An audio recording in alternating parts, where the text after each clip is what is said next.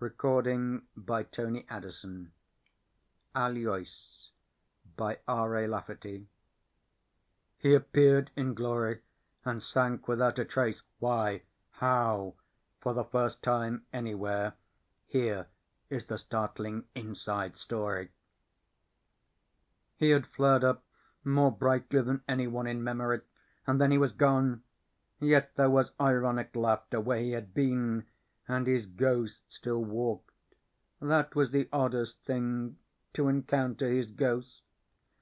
It was like coming suddenly on Halley's Comet, drinking beer at the Plugged Nickel Bar, and having it deny that it was a celestial phenomenon at all, that it had ever been beyond the sun.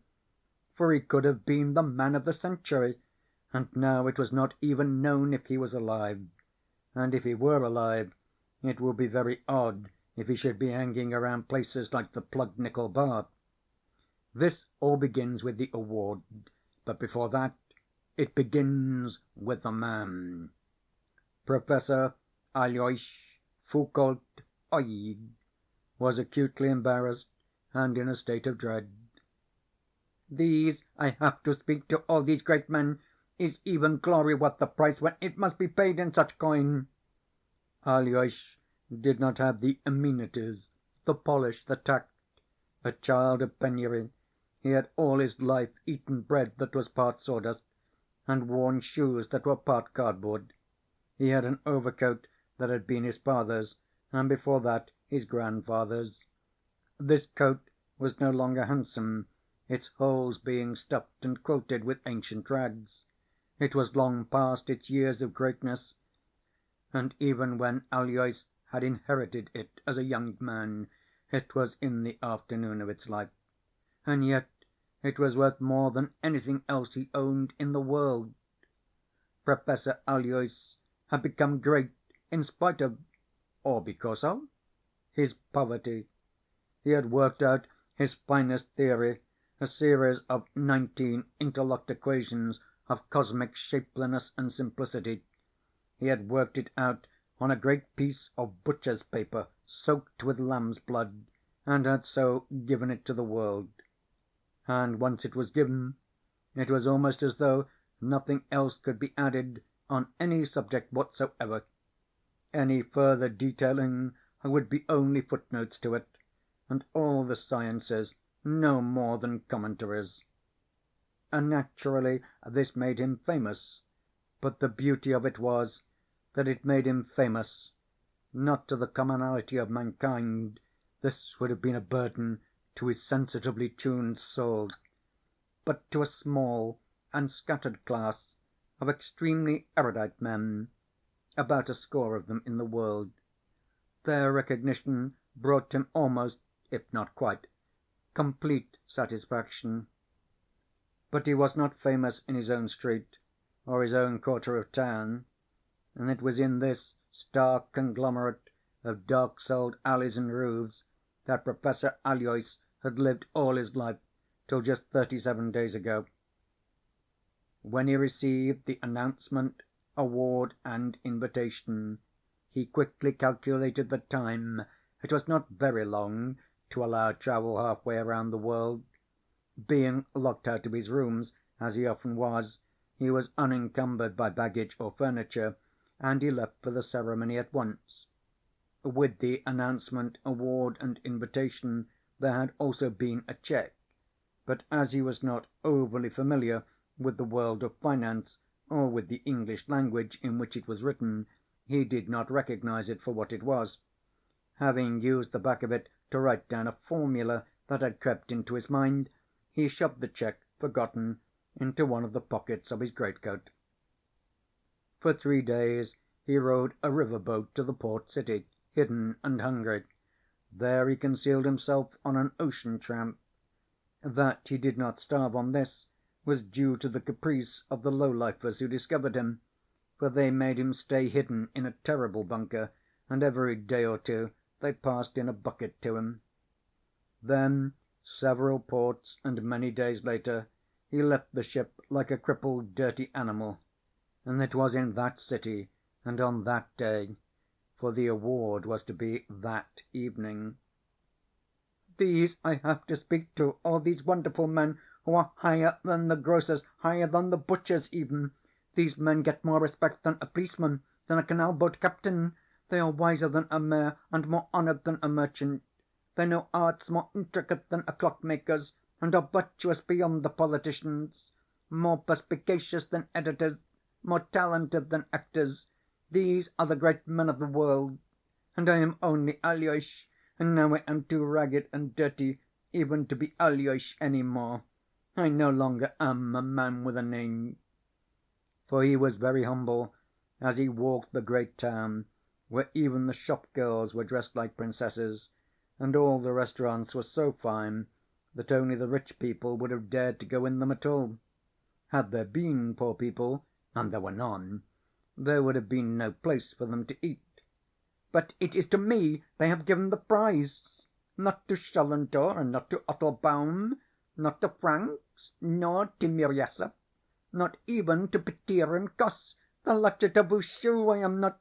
But why do I say that? He was not, after all, very bright. All of them are inadequate in some way. The only one who was ever able to get to the heart of these great things was Aloys Foucault Oeg, who happens to be myself. It is a strange thing that they should honour me, and yet I believe they could not have made a better choice." So pride and fear warred in him, but it was always the pride that lost, for he had only a little bit of pride, undernourished and on quaking ground, and against it was a whole legion of fears, apprehensions, shames, dreads, embarrassments, and nightmarish bashfulnesses. He begged a little bit when he had found a poor part of town, but even here the people were of the rich poor, not the poor as he had known them. When he had money in his pocket he had a meal. Then he went to Jiffy Quick While You Wait Cleaners Open Day and Night to have his clothes cleaned. He wrapped himself in dignity and a blanket while he waited, and as the daylight was coming to an end they brought his clothes back to him. "We have done all we could. If we had a week or a month we might do a little more, but not much." Then he went out into the town, cleaner than he had been in many years, and he walked to the hall of the Commendation and Award. Here he watched all the great men arrive in private cars and taxis: Ergodic Eimer, August Angstrom, Vladimir Fork. He watched them and thought of what he would say to them, and then he realized that he had forgotten his English. "I remember dog. That is the first word I ever learnt. But what will I say to them about a dog? I remember house and horse and apple and fish. Oh, now I remember the entire language. But what if I forget it again? Would it not be an odd speech if I could only say apple and fish and house and dog? I would be shamed." He wished he were rich, and could dress in white like the street sweepers, or in black leather like the newsboy on the corner. He saw Edward Idelstein and Christopher Cronin enter, and he cowered on the street and knew that he would never be able to talk to those great men. A fine gentleman came out and walked directly to him. "You are the great Professor Foucault Oeg. I would have known you anywhere. True greatness shines from you. Our city is honoured tonight. Come inside, and we will go to a little room apart, for I see that you will have to compose yourself first. I am Graf Doctor Hercule Bienville Stavrogin." Why ever he said he was the Graf Doctor is a mystery, because he was Willy McGilly, and the other was just a name that he made up that minute. With him they went to a small room behind the cloakroom, but here, in spite of the smooth kindness of the gracious gentleman, Aloys knew that he would never be able to compose himself. He was an epouvantail, a pugalo, a clown, a ragamuffin. He looked at the 19-point outline of the address he was to give. He shuddered and he gobbled like a turkey. He sniffled and he wiped his nose on his sleeve. He was terrified that the climax of his life's work should find him too craven to accept it, and he discovered that he had forgotten his English again. "I remember bread and butter, but I don't know which one goes on top. I know pencil and penknife and bed, but I have entirely forgotten the word for maternal uncle. I remember plough, But what in the world will I say to all these great men about a plough? I pray that this cup may pass from me." Then he disintegrated in one abject mass of terror. Several minutes went by. But when he emerged from the room, he was a different man entirely, erect, alive, intense, queerly handsome, and now in formal attire. He mounted with the sure grace of a panther to the speaker's platform. Once only he glanced at the 19-point outline of his address. As there is no point in keeping it a secret, it was as follows: 1. Cepheid and cerium. How long is a yardstick? 2. Double trouble. Is ours a binary universe? 3. Cerebrum and cortex. The mathematics of melancholia. 4. Microphysics and megacyclic polyneums. 5. Ego, no hemis. The personality of the subconscious. 6. Linear convexity and lateral intransigence. 7. Betelgeuse betrayed. The myth of magnitude. 8.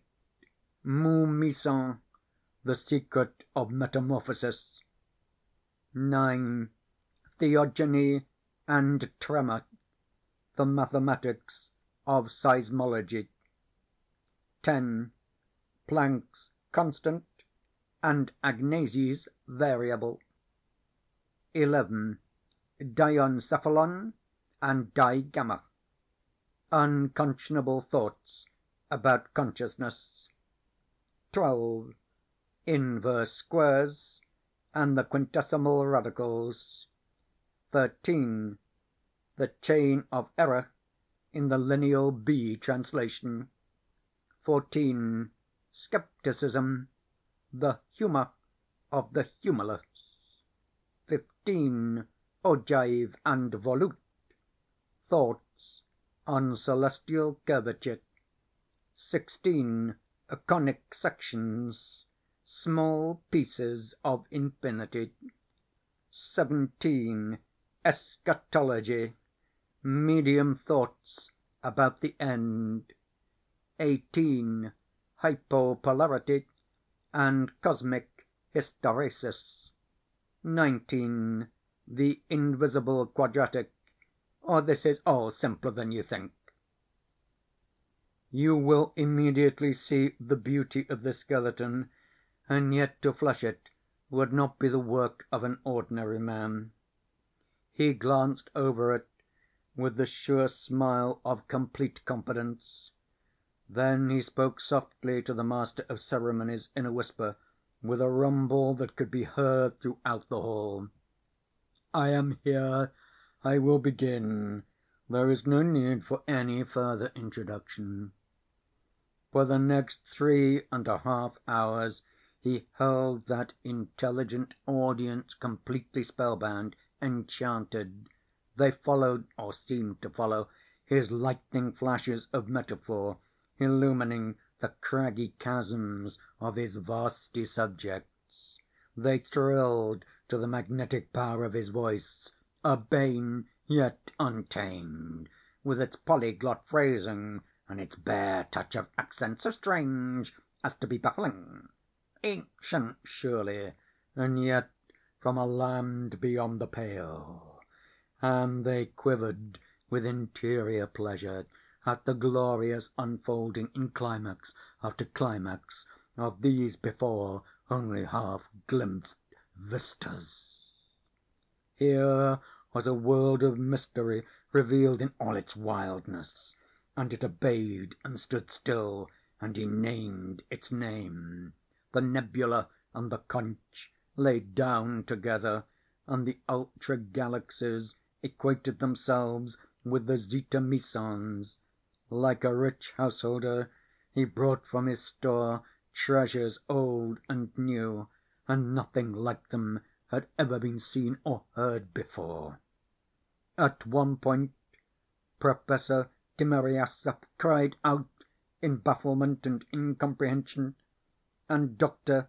Agodic Eimer buried his face in his hands, for even these most erudite men could not glimpse all the shattering profundity revealed by the fantastic speaker.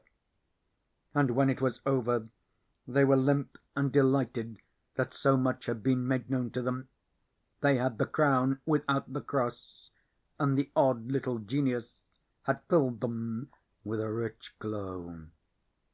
The rest was perfunctory, commendations and testimonials from all the great men. The trophy, heavy and rich, but not flashy, worth the lifetime salary of a professor of mathematics, was accepted almost carelessly, and then the cup was passed quietly, which is to say, the tall, cool glasses went around as the men still lingered and talked with hushed pleasure. "Gin," said the astonishing orator. "It is the drink of bums and impoverished scholars, and I am both. Yes, anything at all with it." Then he spoke to Maecenas, who was at his side, the patron who was footing the bill for all this gracious extravagance. "The cheque I have never cashed, having been much in movement since I have received it, and as to me it is a large amount, though perhaps not to others, and as you yourself have signed it, I wonder if you could cash it for me now?" "At once," said Maecenas, "at once. 10 minutes, and we shall have the sum here. Ah, you have endorsed it with a formula. Who but Professor Aloys Fourcourt Oeg could be so droll? Look, he has endorsed it with a formula. Look, look, let us copy. Why, this is marvellous. It takes us even beyond his great speech of tonight. Oh, the implications of it! Oh, the implications!" they said as they copied it off, and the implications rang in their heads like bells of the future. Now it had suddenly become very late, and the elated little man, with the gold and gem trophy under one arm and the packet of banknotes in his pocket, disappeared as by magic. Professor Aloys Fourcourt Oeg was not seen again, or if seen, he was not known, for hardly any one would have known his face.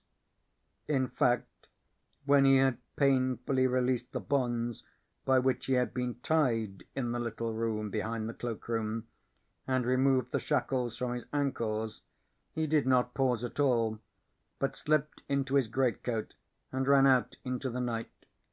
Not for many blocks did he even remove the gag from his mouth, not realizing in his confusion what it was that obstructed his speech and breathing. But when he got it out, it was a pleasant relief. A kind gentleman took him in hand, the second to do so that night.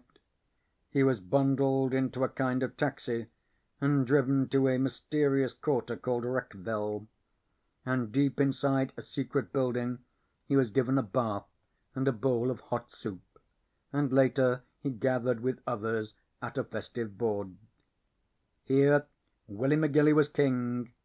As he worked his way into his cups with the gold trophy in front of him, he expounded and elucidated. "I was wonderful. I held them in the palm of my hand. Was I not wonderful, Oeg?" I could not hear all, for I was on the floor of the little room, but from what I could hear, yes, you were wonderful. Only once in my life did I give a better speech. It was the same speech, but it was newer then. This was in Little Dogie, New Mexico, and I was selling a snake oil derivative whose secret I still cannot reveal. But I was good tonight, and some of them cried. And now what will you do, Oeg? Do you know what we are? Moshenokov. Why, so we are. Schwindlern. The very word. Low-life conmen, and the world you live in is not the one you were born on. I will join you if I may. Oeg, you have a talent for going to the core of the apple. For when a man, however unlikely a man, shows real talent, then the Wreckville bunch has to recruit him.